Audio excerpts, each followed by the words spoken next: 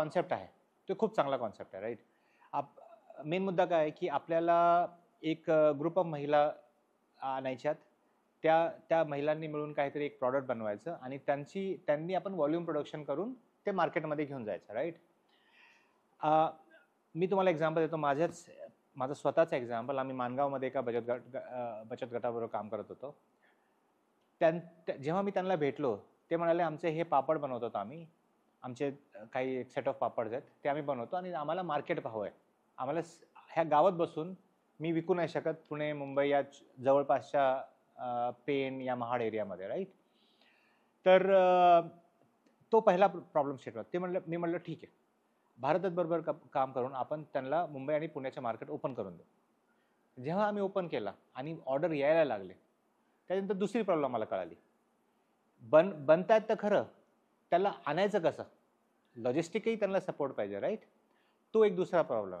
जेव्हा लॉजिस्टिक आम्ही सॉल्व्ह केलं तर तिसरा प्रॉब्लेम आला की जेव्हा ऑर्डर वाढतायत तर प्रोडक्शन कसं करणार आपण वाढणार, राईट.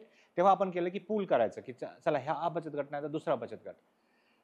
त्याच्यानंतर तिसरी प्रॉब्लेम की एका टायमाच्या नंतर ते काम नाही करत, राईट. तर ते प्रोडक्शन व्हॉल्यूम अगर तिकडे आला एकदा तुम्ही देऊन आपल्याला काय पाहिजे की जेव्हा आपण प्रोफेशनल एन्व्हायरमेंटमध्ये जातो, एका मोठ्या कंपनीला या मोठ्या ऑर्गनायझेशनला तुमचं एक ऑर्डर हवं आहे, तर तुम्ही एकदा ऑर्डर देऊन फक्त नाही चालत, तुम्हाला ते रेग्युलरली देणं गरजेचं आहे. तर आपल्याला आपलं बचत गटचं सिस्टमही प्रोफेशनल करावं लागेल. ह्याच्यानंतर चौथा लेबलिंग, लायसन्सिंग हे सुद्धा नाही माहीत, राईट. तेही करून द्यावं लागतं. तर मी ह्या असं एक्झाम्पल देतोय का, कारण की ही एक माझ्यासाठी प्रॅक्टिकल प्रॉब्लेम होता जे आम्ही सॉल्व्ह केली, राईट. नंबर 1. दुसरं, आम्ही आता उत्तराखंडमध्ये बरेचसे छोटे छोटे ऑन्टरप्रेनर्सवर काम करतो. सेम प्रॉब्लेम आम्हाला तिथे दिसतात. तर अगर आपल्याला प्रॉब्लेम आयडेंटिफाय करायचे तर प्रॉब्लेम ए पासून झेड पर्यंत सगळे आहेत. आपल्याला हे माझं एक्सपिरियन्स असं आहे की आपल्याला एक्झाम्पल सेट करावं लागणार. सपोज एक बचत गट आपण एक्झाम्पल प्रकारे तयार केले जो सक्सेसफुल झाला, ज्याच्यामध्ये इन्कम रेग्युलर आली आणि रेग्युलर इन्कम आहे, असं नाही की एक ऑर्डर दिला तेवढी इन्कम आली झालं. तर रेग्युलर इयर ऑन इयर त्यांची इन्कम होते. त्याला बघून बरेचसे हे बचत गट मग हळूहळू चेंज होतात.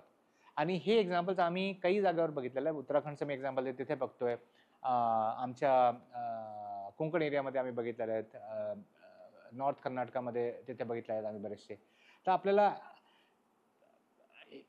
एका बचत गटामध्ये आपण 5 बचत गट करतो, मोठे मोठे हे प्रॉब्लेम आहेत, पण त्यांचे इंडिव्हिज्युअली वेगवेगळे प्रॉब्लेम असतात. पण ते आपण फक्त माझं सार असं आहे की आपल्याला सक्सेस स्टोरीज क्रिएट करावं लागणार आहेत. त्या सक्सेस स्टोरी बघून दुसरेही त्यांच्यासारखं आपल्याला एक तरह से आपले ऑर्गनायझेशनला प्रोफेशनल बनवण्याची कोशिश करतात.